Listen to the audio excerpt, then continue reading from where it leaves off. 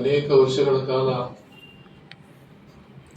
ಕೇಂದ್ರದಲ್ಲಿ ಪಕ್ಷದ ಕಾರ್ಯಚಟುವಟಿಕೆಯಲ್ಲಿ ತೊಡಗಿಸಿಕೊಂಡಿದ್ದಂತಹ ಮತ್ತು ಓರ್ವ ನಿಷ್ಠಾವಂತ ಮತ್ತು ಪಕ್ಷದ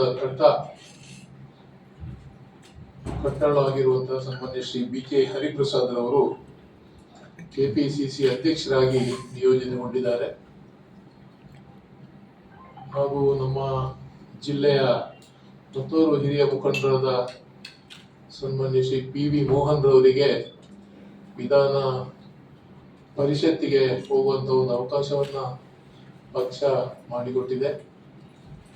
ಸನ್ಮಾನ್ಯ ಸಿದ್ದರಾಮಯ್ಯನವರು ಕೂಡ ಈ ಒಂದು ರಾಜ್ಯದಲ್ಲಿ ಸುಮಾರು 8 ವರ್ಷಗಳ ಕಾಲ, 5 ವರ್ಷ ಹಿಂದಿನ ಸರ್ಕಾರ, 3 ವರ್ಷಗಳ ಕಾಲ ಈ ಅವಧಿಯಲ್ಲಿ ಮುಖ್ಯಮಂತ್ರಿಗಳಾಗಿ ಅನೇಕ ಜನಪದ ಕಾರ್ಯಕ್ರಮಗಳನ್ನ ಮತ್ತು ಅಭಿವೃದ್ಧಿ ಕಾರ್ಯಕ್ರಮಗಳನ್ನ ಮಾಡಿಕೊಂಡು ಜನಪ್ರಿಯ ಮುಖ್ಯಮಂತ್ರಿಗಳಾಗಿ ಕೆಲಸವನ್ನು ಮಾಡಿದ್ದಾರೆ.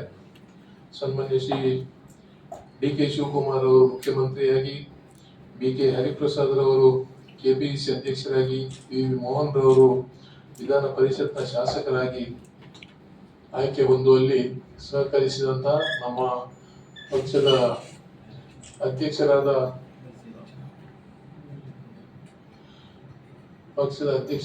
ಸನ್ಮಾನ್ಯ ಶ್ರೀ ಮಲ್ಲಿಕಾರ್ಜುನ ಖರ್ಗೆಜಿಯವರಿಗೆ, ಲೋಕಸಭೆಯಲ್ಲಿ ವಿರೋಧ ಪಕ್ಷದ ನಾಯಕರಾಗಿರುವಂತಹ ಸನ್ಮಾನ್ಯ ಶ್ರೀ ರಾಹುಲ್ ಗಾಂಧೀಜಿಯವರಿಗೆ, ಪಕ್ಷದ ನಾಯಕಿ ಶ್ರೀಮತಿ ಸೋನಿಯಾ ಗಾಂಧಿ ಅವರಿಗೆ, AICC ಪ್ರಧಾನ ಕಾರ್ಯದರ್ಶಿಗಳಾದ ಸನ್ಮಾನ್ಯ KC ವೇಣುಗೋಪಾಲ್ ಹಾಗೂ ಕರ್ನಾಟಕದ ಉಸ್ತುವಾರಿ ಸುರ್ಜೇವಾಲಾರವರಿಗೆ, ಜಂಟಿ ಕಾರ್ಯದರ್ಶಿಯಾಗಿರುವಂತಹ ರೋಜಿ ಜಾನ್ ಅವರಿಗೆ ಮತ್ತು ಎಲ್ಲ ಹಿರಿಯ ಮುಖಂಡರುಗಳಿಗೆ ನಾನು ಜಿಲ್ಲಾ ಕಾಂಗ್ರೆಸ್ ವತಿಯಿಂದ ಈ ನೇಮಕಾತಿಗಳಿಗಾಗಿ ಹೃತ್ಪೂರ್ವಕವಾದ ಅಭಿನಂದನೆಗಳನ್ನ ಸಲ್ಲಿಸಲಿಕ್ಕೆ ಇಚ್ಛಪಡ್ತೇನೆ.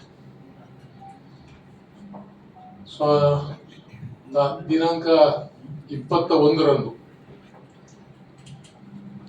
ಸನ್ಮಾನ್ಯ ಶ್ರೀ BK ಹರಿಪ್ರಸಾದ್ ರವರು KPCC ಅಧ್ಯಕ್ಷರಾಗಿ ಪದಗ್ರಹಣ ಮಾಡುವಂತ ಸಮಾರಂಭ ಬೆಂಗಳೂರಿನ ಪ್ಯಾಲೇಸ್ ಗ್ರೌಂಡ್ ನಲ್ಲಿ ನಡೆಯಲಿಕ್ಕಿದೆ.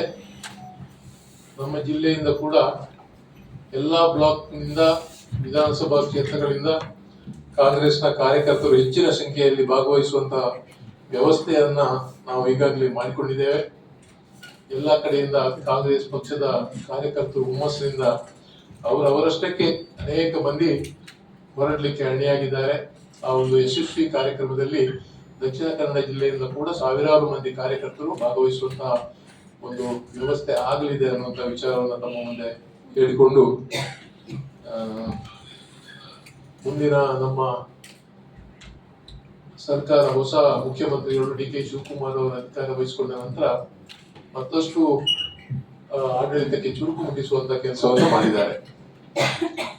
ಇವತ್ತು ಇನ್ನೊಂದು ನಮ್ಮ ಕಾರ್ಯಕ್ರಮ 23ನೇ ತಾರೀಕಿಗೆ, ಜೂನ್ 23ಕ್ಕೆ SIR ಜಾಗೃತಿ ಸಮಾವೇಶ ಅನ್ನುವಂಥ ಕಾರ್ಯಕ್ರಮವನ್ನು ನಾವು KPCC ಹಮ್ಮಿಕೊಂಡಿದ್ದಾರೆ. 5 ಡಿವಿಷನ್ಗಳಲ್ಲಿ ಈ ಕಾರ್ಯಕ್ರಮ ನಡೀತದೆ.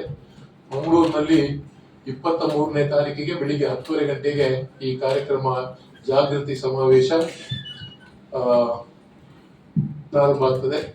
ಮಂಗಳೂರು, ಉಡುಪಿ, ಉತ್ತರ ಕನ್ನಡ, ಶಿವಮೊಗ್ಗ ಮತ್ತು ಚಿಕ್ಕಮಗಳೂರು, ಈ 5 ಜಿಲ್ಲೆಗಳನ್ನೊಳಗೊಂಡಂತಹ ನಮ್ಮ BLA 2ಗಳು ಪಕ್ಷದ ಮುಖಂಡರುಗಳು ಈ ಸಭೆಯಲ್ಲಿ ಪಾಲ್ಗೊಳ್ಳಿಕ್ಕಿದ್ದಾರೆ.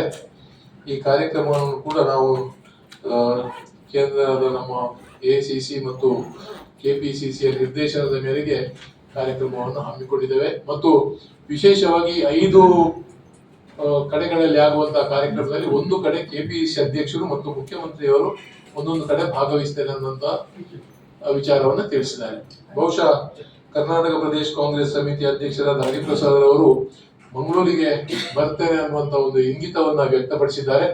ಬಹುತೇಕ ಈ ಕಾರ್ಯಕ್ರಮದಲ್ಲಿ ಅವರು ಕೂಡ ಪಾಲ್ಗೊಳ್ಳಿಕ್ಕೆ ಇದ್ದಾರೆ. ಈ ಒಂದು ಕಾರ್ಯಕ್ರಮಕ್ಕೆ ಕೂಡ ನಾವು ನಮ್ಮ ಎಲ್ಲ ಪಕ್ಷದ ಮುಖಂಡರಿಗೆ ಕೂಡ ಆಹ್ವಾನವನ್ನು ನೀಡಿದ್ದೇವೆ.